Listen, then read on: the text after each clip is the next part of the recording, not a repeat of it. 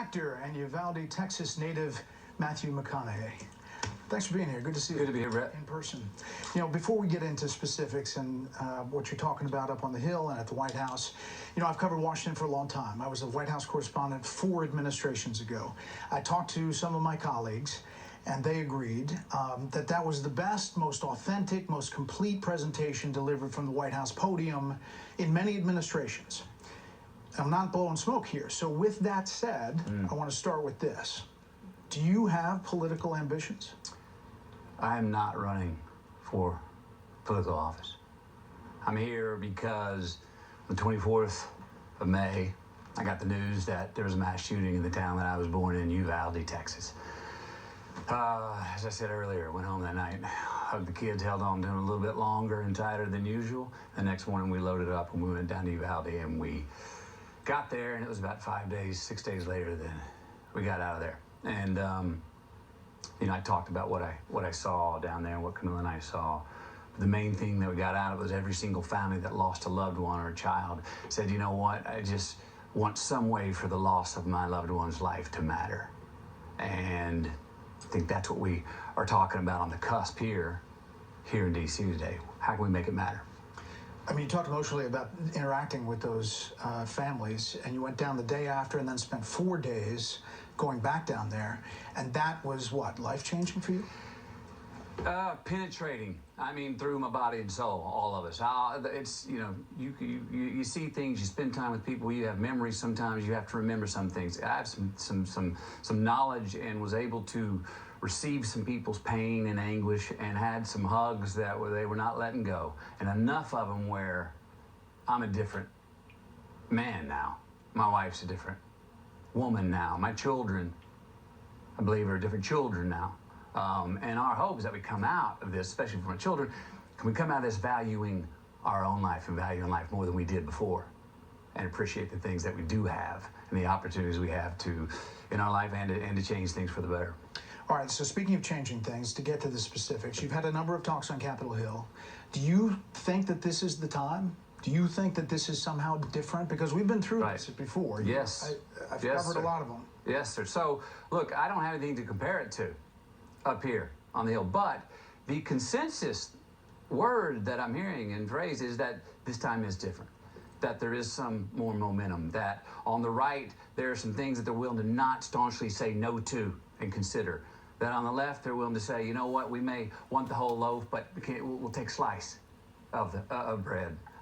So I'm told that this is a novel thing happening right now, and this is a novel and special time happening right now where actually something may change instead of just talking about it, and nothing changes again for another 30 years. All right, so talk about the specifics of what you're specifically calling for. You wrote an op-ed in the Statesman, USA Today picked it up, where you laid out 4 basic things. Right. One of them is raising the age 18-21 for AR-15s. Yes, sir. And the like. Yes, sir. And here's the op-ed. What else in there?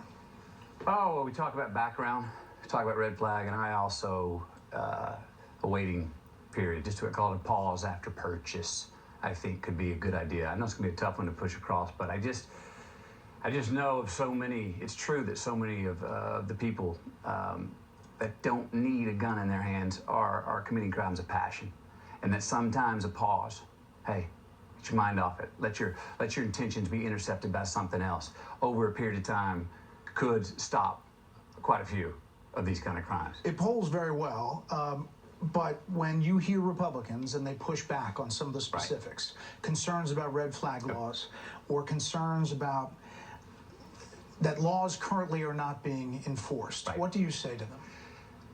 It's a great point, because look, to start with, let's go back to where the right and where the Republicans, what they're staunch on is, hey, mental health, we got a problem with the people, not the tool, okay? We're hearing that. We're in values, family values, parenting, well, all these different things that we got to restore those. School safety. School safety. You know, all these things make sense. That's the root of the problem, is the mentally ill people that are committing the crimes. We fix the people, we're probably not having this conversation, and we're not up here for the reason we're up here.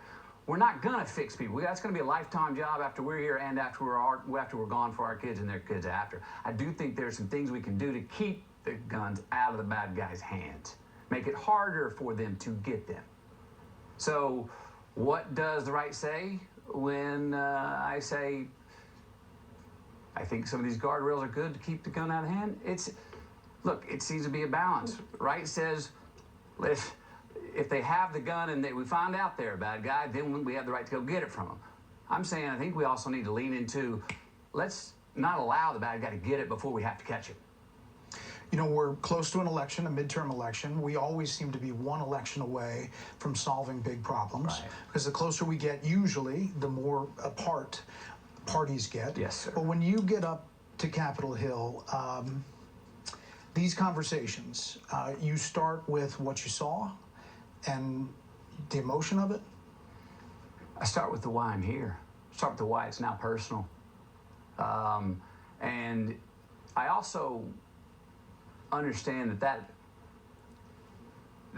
needs to, they need to see that's important. I'm not some other someone from in the entertainment industry that decided to swing by for an open cause. This landed on I got the calling. It happened in the town I was born in.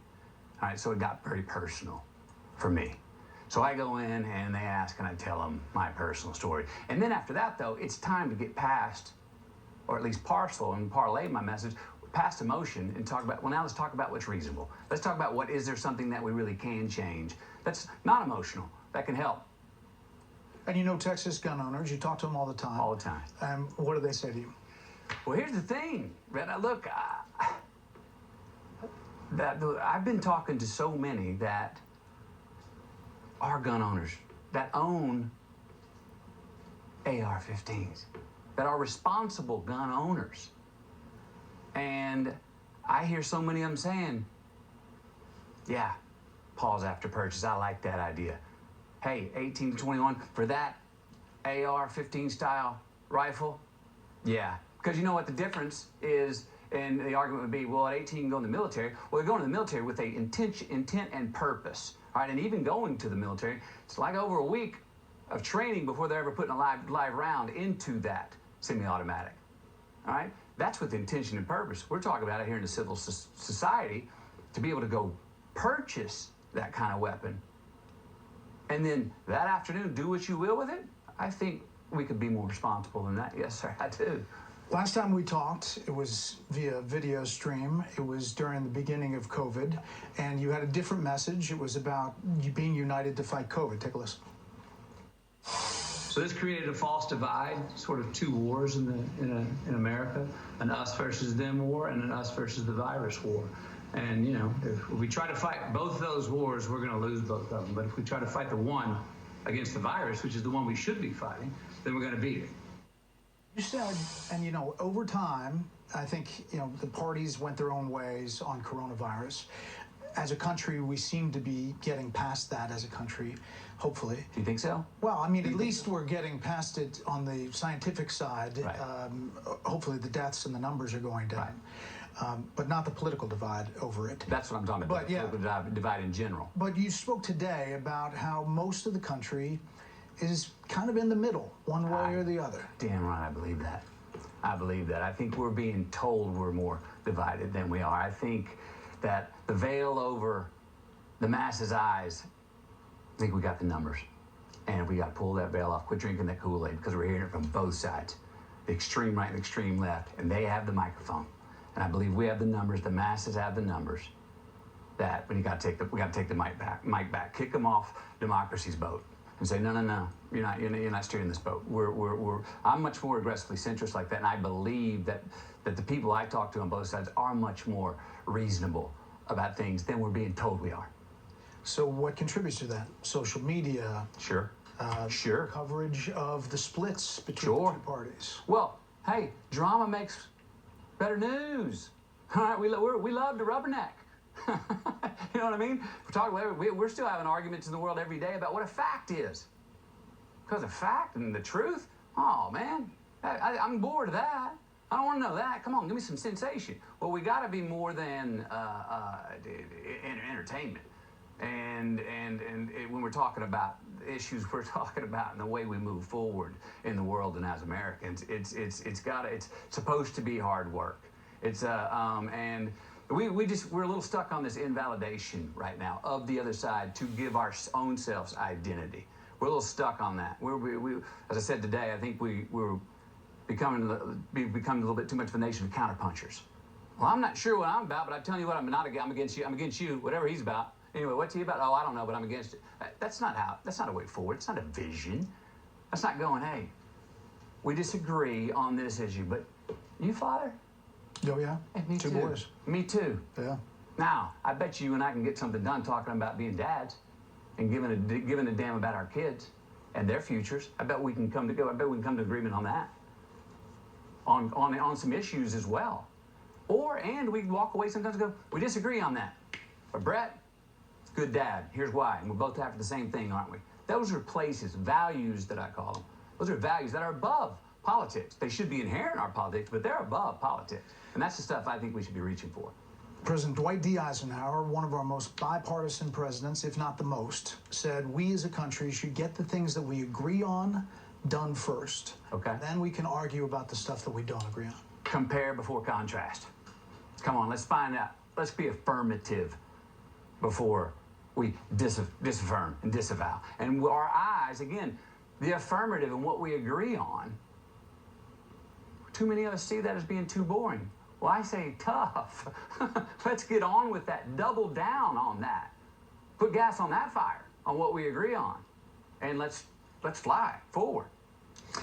Matthew McConaughey, we appreciate you coming by and in studio and for all you're doing. Well, my pleasure to be here. Thanks for having me, Brett.